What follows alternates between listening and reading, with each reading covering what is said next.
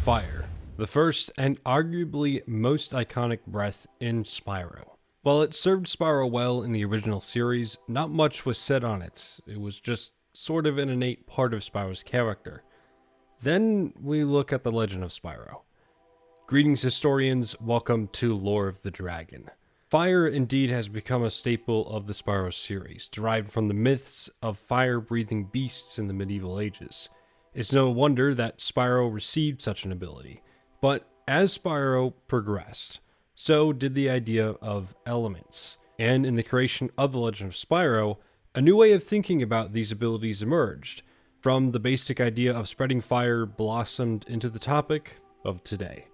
Dubbed one of the elemental magics derived from nature, fire is the first element mastered by both purple dragons, Malefor and later Spyro.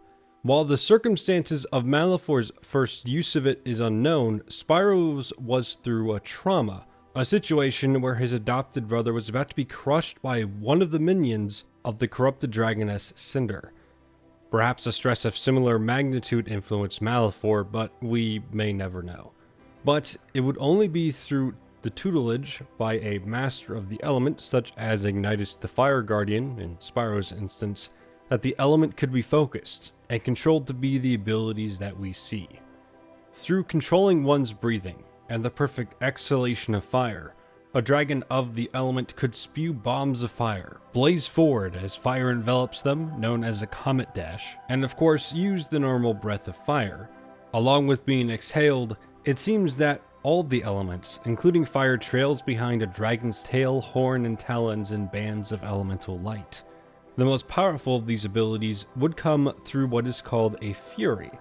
In fact, many of the elements within the Legend of Spyro have a fury. From fire to ice, electricity, earth, and even another more ethereal element known as aether.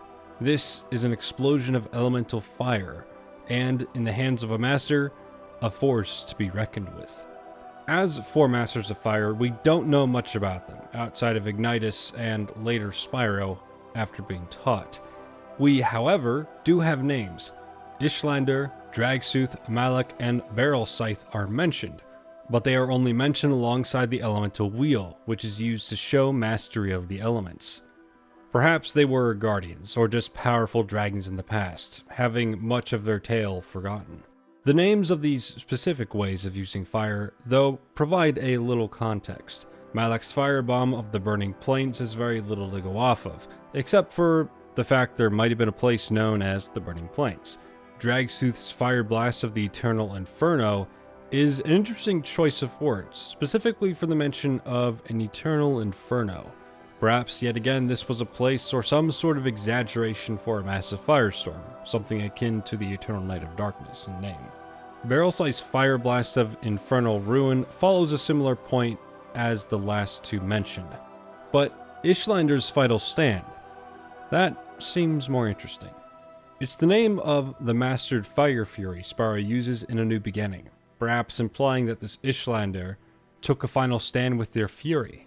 The tale could have been passed along with how the fury was used, passed down through masters until it finally was used by Spyro. But with all that being said, for fire, much of this primal element remains a mystery, such as its first users and those stories that contributed to some of the powerful abilities presented to Spyro. Though there are other forms of fire within this world, though some of darker origin. As always, a big thank you to my Patreons Abyssal Blue, Jabby Lazi, Shaggy, Kiyasu Shin, and Lacko312. I'll see you all the next time we talk about lore and speculate. Stay safe, historians.